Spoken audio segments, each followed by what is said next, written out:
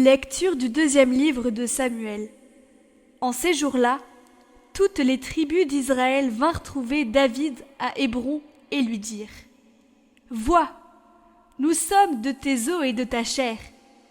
Dans le passé déjà, quand Saül était notre roi, c'est toi qui menais Israël en campagne et le ramenais.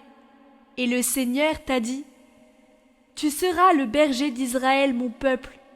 Tu seras le chef d'Israël. Ainsi, tous les anciens d'Israël vinrent trouver le roi à Hébron. Le roi David fit alliance avec eux, à Hébron, devant le Seigneur. Ils donnèrent l'onction à David pour le faire roi sur Israël.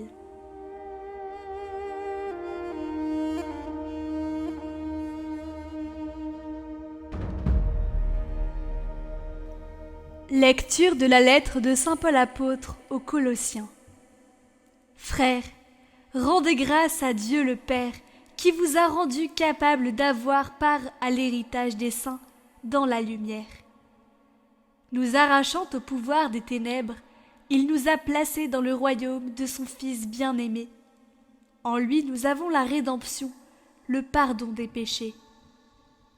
Il est l'image du Dieu invisible, le premier-né avant toute créature. En lui, tout fut créé, dans le ciel et sur la terre. Les êtres visibles et invisibles, puissance, principauté, souveraineté, domination, tout est créé par lui et pour lui. Il est avant toute chose et tout subsiste en lui. Il est aussi la tête du corps, la tête de l'Église. C'est lui le commencement, le premier-né d'entre les morts, afin qu'il ait en tout la primauté.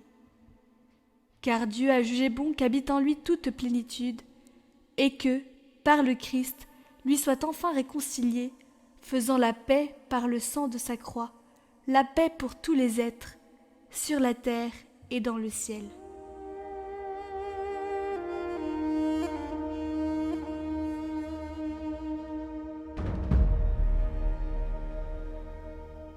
Évangile de Jésus-Christ selon saint Luc.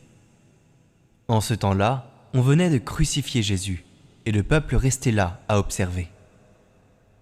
Les chefs tournaient Jésus en dérision et disaient : Il en a sauvé d'autres, qu'il se sauve lui-même. S'il est le Messie de Dieu, l'élu.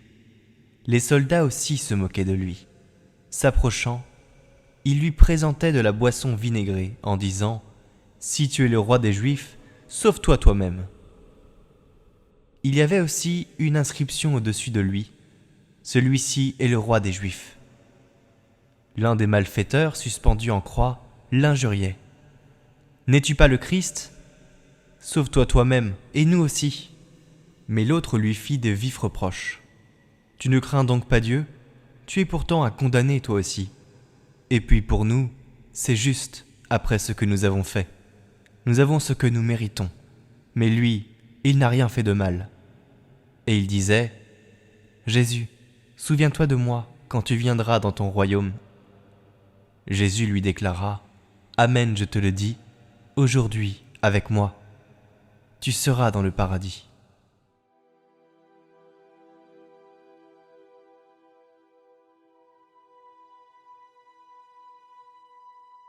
Ô Jésus, l'unique roi de l'univers, nous nous prosternons à vos pieds pour vous adorer et vous prendre pour notre roi et notre guide. Oui, Seigneur, à vous toutes les nations sont soumises. Vous êtes seul le vrai roi, vous êtes seul la vraie paix, vous êtes seul la lumière. Nous n'adorons que vous seul.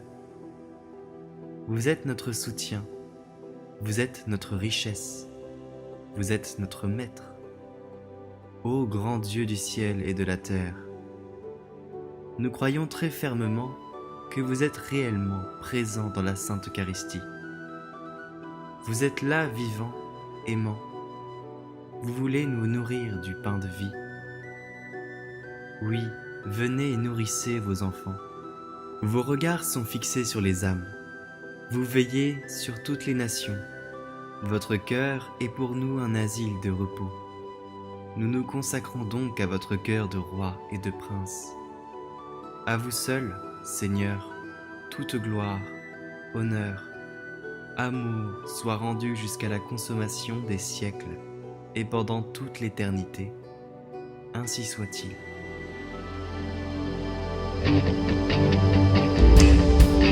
Acclamons le roi du ciel, que son nom soit glorifié.